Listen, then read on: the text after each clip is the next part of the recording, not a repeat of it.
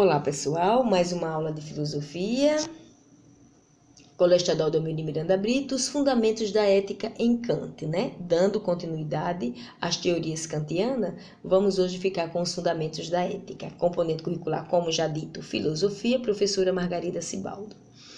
Então, alguns dados biográficos. Immanuel Kant, filósofo, nascido em 1724, morreu em 1804.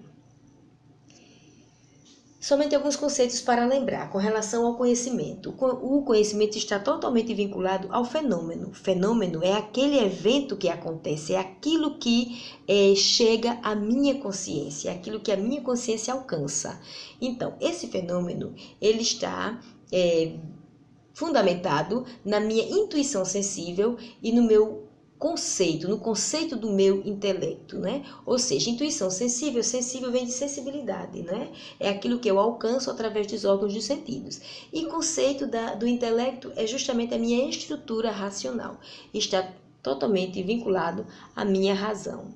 Ideia, objeto da razão pura, né? Somente a razão pode estabelecer a ideia. Não pode ser conhecida porque não há fenômeno para representá-la, né, para materializá-la, segundo Immanuel Kant, nesse momento, né?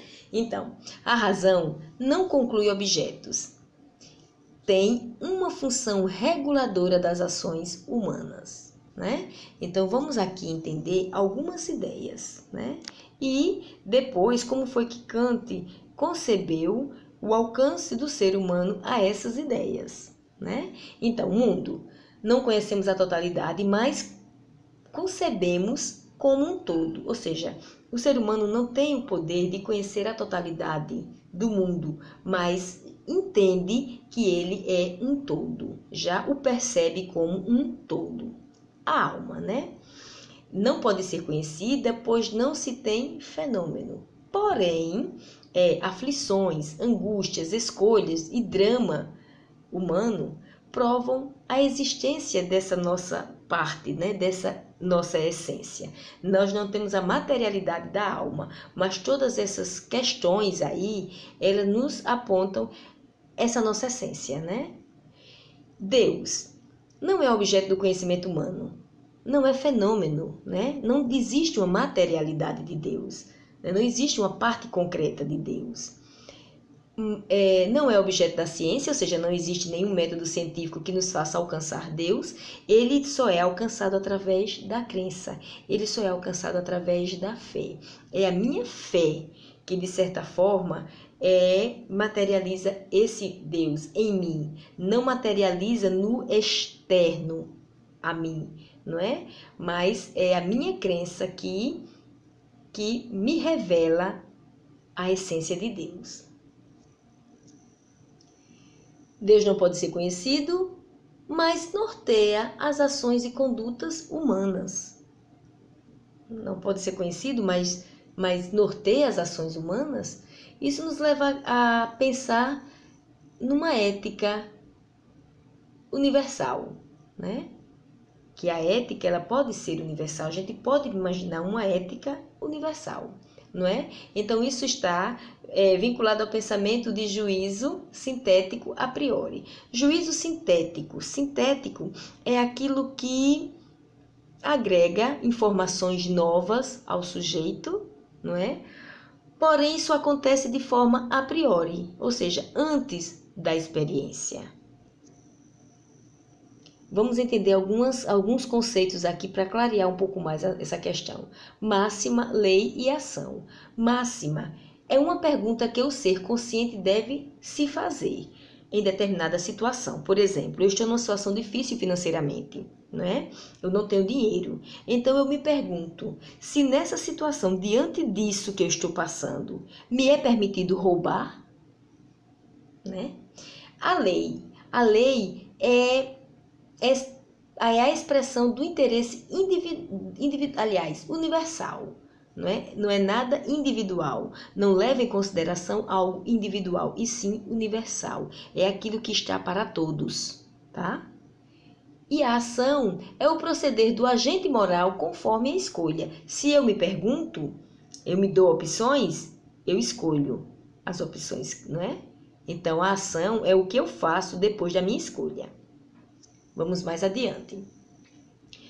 Kant traz o conceito de imperativo, né? Imperativo, que é aquilo que é norma, aquilo que é certo, aquilo que é uma ordem, não é? Existe o imperativo hipotético e o imperativo categórico.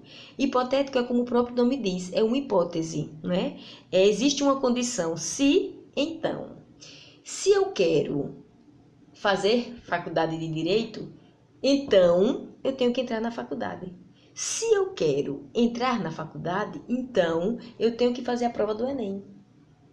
Se eu quero ser amada, então eu tenho que amar, né? Então, são condições, né? Já o imperativo categórico, não. Independe de qualquer desejo. Porque o que eu disse do imperativo categórico, tudo são desejos. Eu tenho desejos, eu traço planos para alcançar o meu desejo. A partir do momento que eu não desejo mais determinada coisa, eu simplesmente não cumpro o plano, eu simplesmente abandono os meus planos, né? O imperativo categórico, não. Independente de qualquer desejo individual. O imperativo categórico, ele deve ser seguido porque é o certo a se fazer. E ele é universal. E categórico significa aquilo que é indubitável, aquilo que não pode ser colocado em dúvida, aquilo que é indiscutível. Há muitos imperativos hipotéticos, porque há muitos fins diferentes que o ser humano deseja alcançar. Muitos desejos que o ser humano deseja alcançar. Mas o imperativo categórico é único, só existe um, porque diz respeito a uma postura, diz respeito a uma tomada de posição. Os deveres hipotéticos são possíveis porque nós temos desejos, não é? E os desejos podem ser vários. Os deveres categóricos são possíveis porque temos razão, porque temos a capacidade de racionalizar, não é? Então, imperativo hipotético. Vamos lá. Temos um desejo, traçamos um plano, cumprimos o plano para alcançar o desejo, né? Então, se eu quero determinada coisa, eu devo praticar determinada ação, com o objetivo de atingir a minha finalidade. O imperativo categórico. Os requisitos morais são categóricos, são indiscutíveis e superiores ao desejo. Qualquer desejo, ele é superior a qualquer desejo. Aqui nós temos o imperativo categórico apontado por Kant, um dos, né? Age apenas segundo uma máxima, ou seja, segundo uma regra, uma norma, tal que possas ao mesmo tempo querer que se torne uma lei universal. Agora vamos voltar àquele exemplo. Se quando eu estou em uma situação difícil de dinheiro, me é permitido roubar, aí eu tenho que agir de forma que aquilo que eu faça, eu também desejo que vire uma lei universal, que todos os outros também possam fazer. Então, se me é dado o direito de roubar quando eu estou em uma situação difícil, isso deve ser generalizado, isso deve ser universalizado. Então, todas as outras pessoas têm o mesmo direito, têm o direito de fazer tal qual eu fiz. Então, se eu quero que todo mundo faça, então é uma ação permissível, né? Se eu não quero que as outras pessoas façam, então eu também não devo fazer. Então aquela ação é proibida. Mesma frase, vamos estudá-la um pouco melhor. Então, age apenas segundo uma máxima tal que possas ao mesmo tempo querer que se torne uma lei universal, ou seja, eu só devo fazer aquilo que os outros também podem fazer. Tá? Então, procedimento para decidir se um ato é moralmente permissível, tá? Porque isso tudo tem a ver com a moral kantiana, né? Então, eu devo agir moralmente quando eu ajo de uma forma que todas as outras pessoas também podem fazer. Se não é permitido às demais pessoas, também não deve ser permitido a mim. Vamos ver como é que a gente pode decidir isso.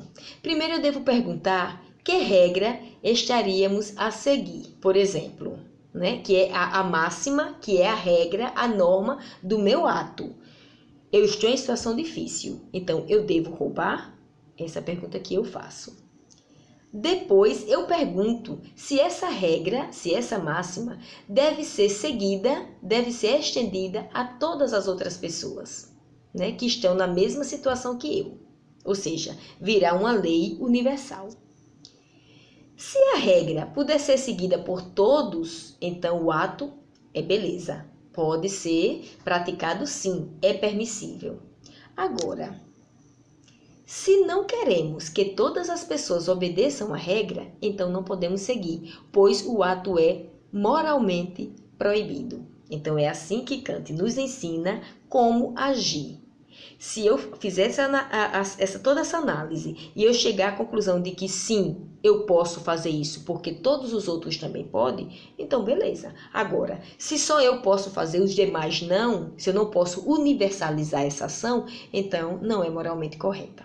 Aliás, não é moralmente, não é uma regra moral, não é isso? Kant também apresentou um outro imperativo, não é? Porque ele falava das questões dos valores das coisas.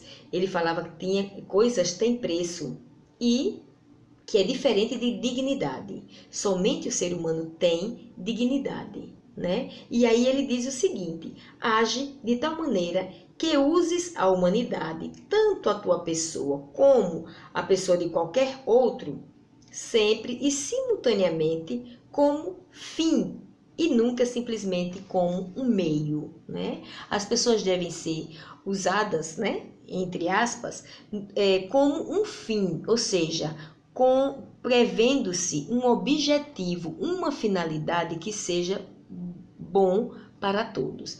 Eu não posso usar as pessoas como um meio, ou seja, como um instrumento para eu alcançar um fim. Não, as pessoas têm que ser imaginadas como beneficiárias do fim, tá? O fim que eu quero chegar, o objetivo que eu quero alcançar, seja para beneficiar as pessoas, né? As pessoas não podem ser usadas como objeto. E aí, pessoal, a gente percebe a profundidade da moral, não é?